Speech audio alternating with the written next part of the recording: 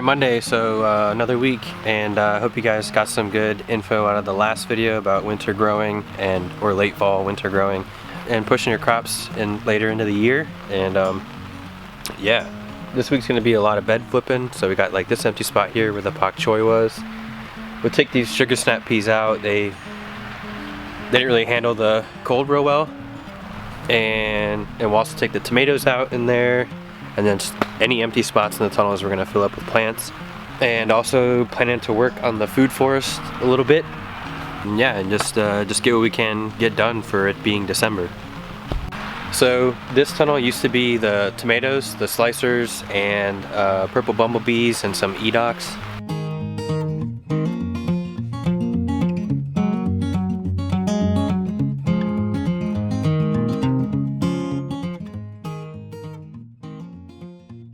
And this summer we got asked to be in this special study about people that farm like us, basically focusing on soil biology and how it interacts with the plants, blah blah blah, healthy soil, healthy plant.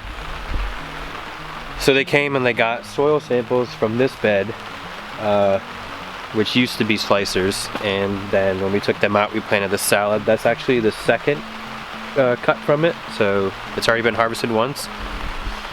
And they test your soil. This is out of, I think it was from Clemson University. They test your soil, go through all this stuff, and basically give you a report, but then they compile all this information for growers around, I think it was North and South Carolina. And yeah, they have a study, I don't know if it's out yet, but they sent us our results back, and we got scored very high. So yeah, and our soil was pretty poor to begin with. So with the addition of the amendments, the compost, this had leaf compost in it too, and in the walkways.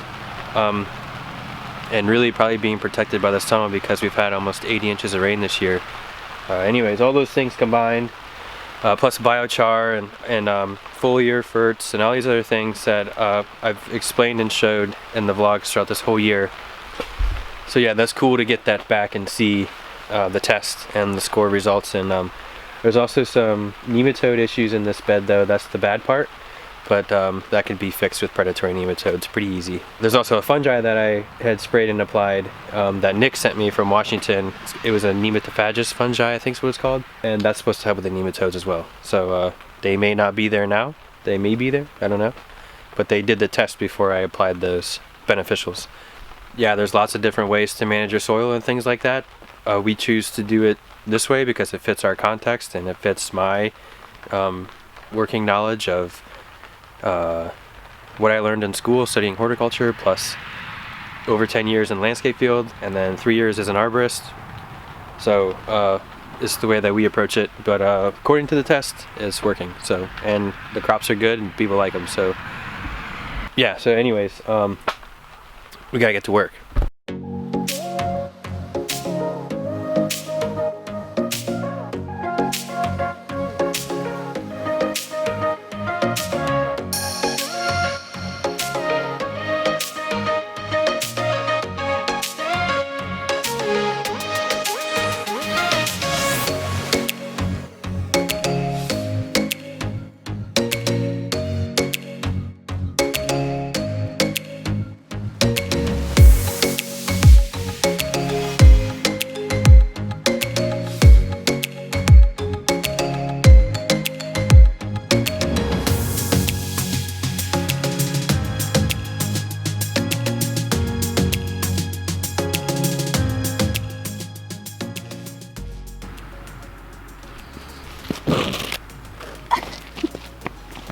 I knew I'd miss.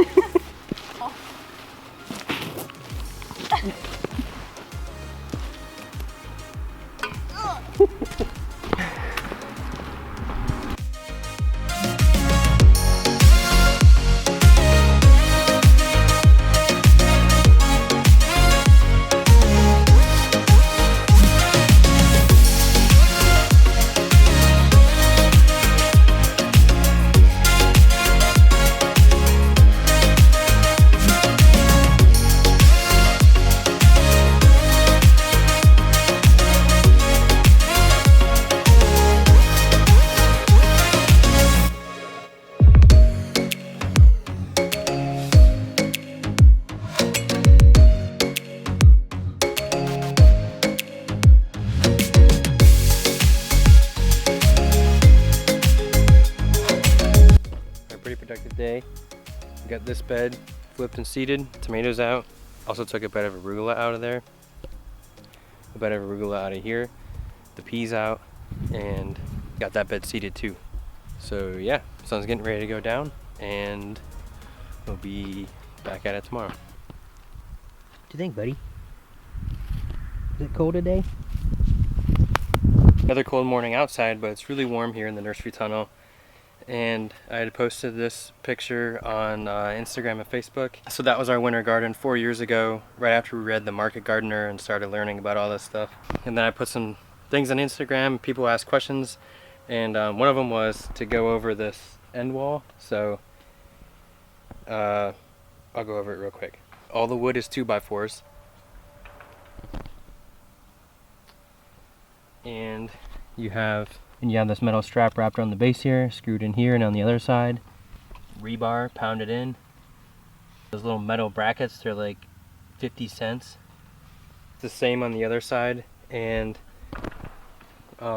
this is just, you can cut this wherever you want, or you can put a straight piece across, whatever. I don't really think it matters that much. And then the top bar is the 2x4 too.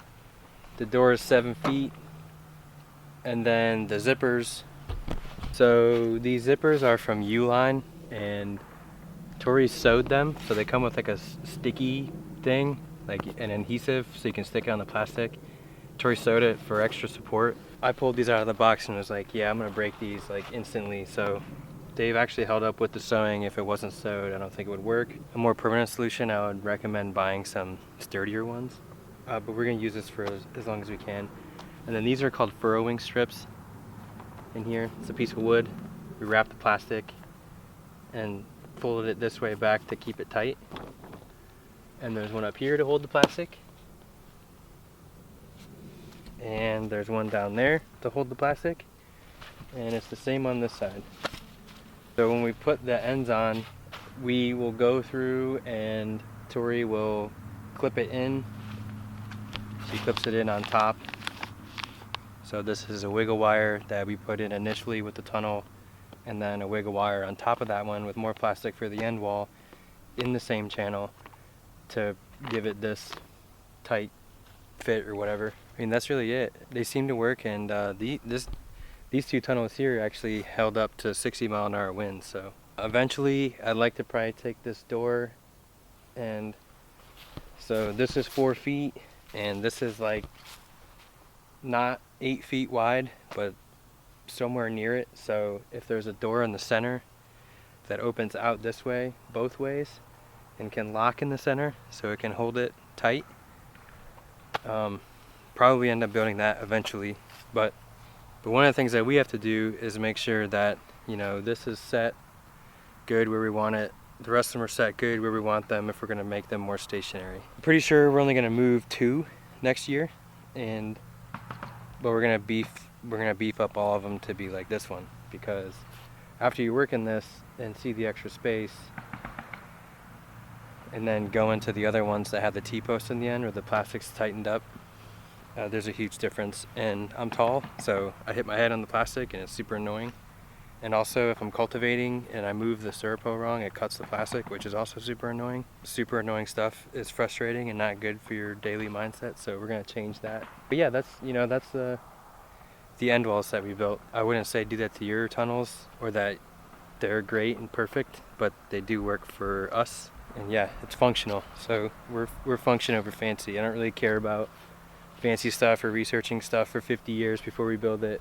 I just want to build it, get growing in it, and make it work. It's gonna do the same thing as a fancy door, and it's not frustrating. So more bed prep today, getting things planted and ready. The beets are germinating in this bed, and radish is germinating here. I just planted celery over there, so this whole bed will be celery. And the reason for that is there's a bit of a hill on this side, and the water comes in. So celery loves water, and to irrigate the celery, what it needs to be irrigated is a little bit too much, I think, for everything else in this tunnel, especially being in the tunnel and being winter and holding so much water. So this way that bed gets to benefit from that extra moisture, and it becomes a solution and not a problem. What up, Jord? Oh, just watering. So we finished planting over here. Normally we do 3 rows of fennel every foot, but in between now we're doing these two in between the two rows. So normally it's 1, 2, 3, then nothing here, and then 1, 2, 3, and nothing here. We're putting these two in this open area. So really, this fennel and this fennel has the same amount of space to grow as this fennel, and so far it's worked out pretty good. And yes, I know the seedlings don't look good, Nick, because I know you're gonna text me and say something. They're older, so Nick's always giving me crap like that.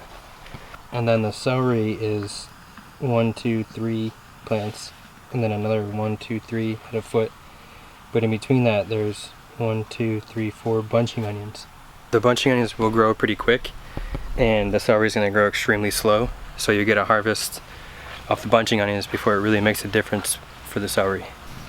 This is the kind of stuff we're trying to do so that, you know, really this whole space right here, if you were to plant it according to you know, according to the way we've been planting a lot of stuff, which is a pretty safe way to get a predicted yield, this is double the bed space to plant, to really grow this, but now we should not quite double really, but maybe somewhere around double the yield on the same amount of space.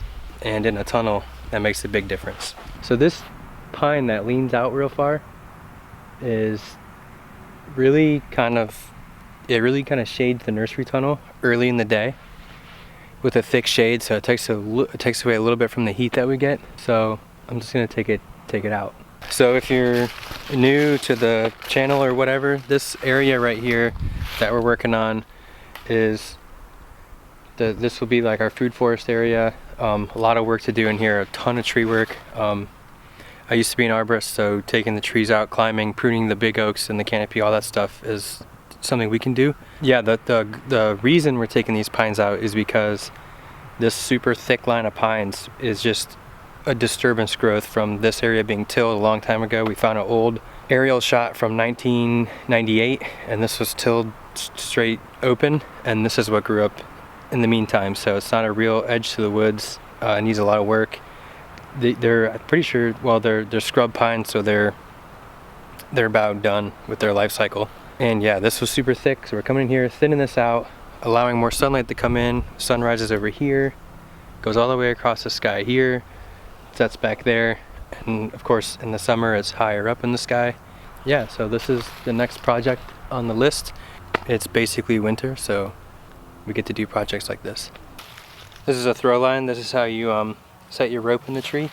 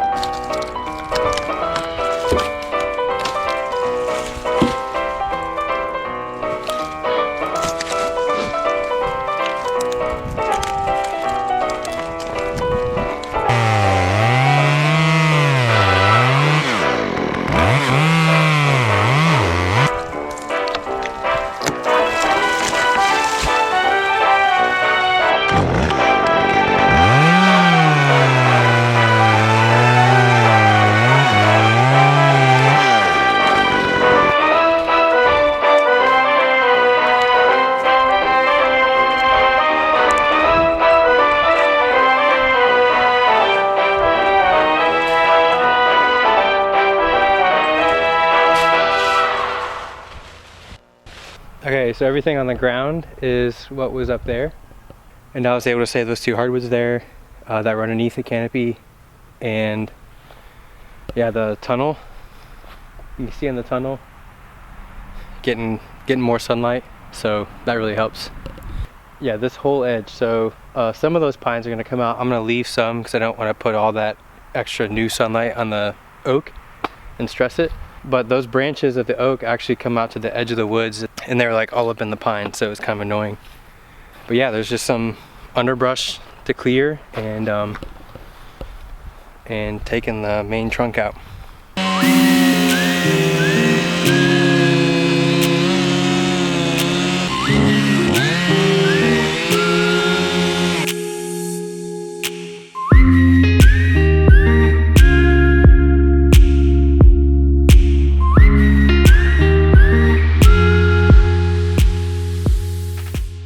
Okay guys, so you can see this big hole here in the woods where I just took that pine out. That's kind of the plan for the rest of this wood edge here. You can see how thick the rest of it is. And so where the drone's facing right now is where the sunlight comes in. And we just have plans to change that. Here's a view from the angle of the sun. And also the swales, that's all part of how we plan to integrate this in with the vegetables, with the water management and planting the berries and all that stuff.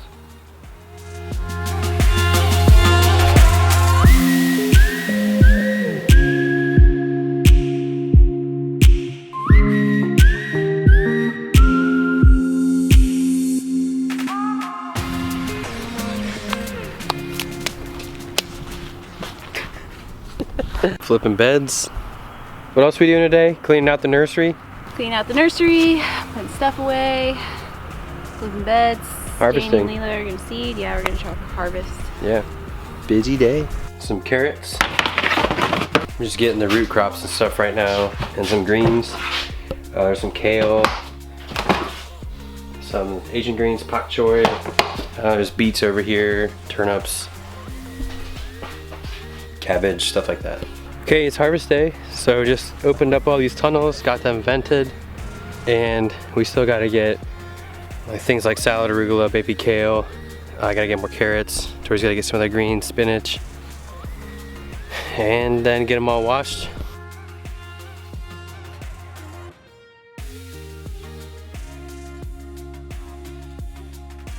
Just finished up the harvest and the wash. A lot of salad, a lot of greens, arugula, kale, turnips, head lettuce, just a bunch of different stuff. And now Tori's at the market with Jenny and Leela here in Conover, and I'm here just getting things ready for bed prep tomorrow.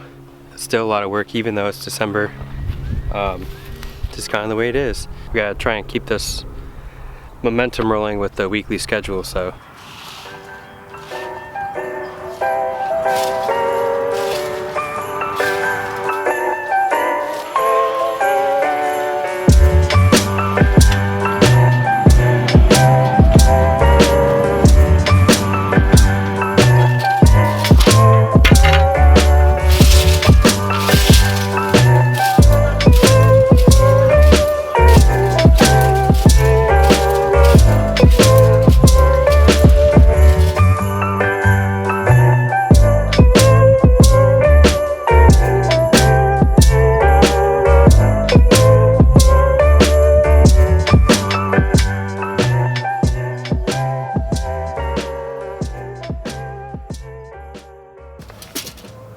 Alright guys, for anybody that is not working with a machine, like a BCS or a tractor or whatever, to get the compost really smooth to seed with just the rake, you use this side. So the method is, this is something that I learned landscaping. We used to put in lawns, and my boss would say, we can't seed it until I can roll a golf ball across it. So anyways, I've spent a lot of time raking, so this is just a good tip here to make it easy and fast for people. So you can see the difference between this bed and this one. It's pretty wavy in this bed too, So what you want to do for that is take the rake side this way and then back this way to fill in all those divot areas, and then you'll have spots that are still uneven, so you'll have extra too, so you can, whatever that's called, feathering it out. And then this spot, the back side of the rake, see how it comes through there?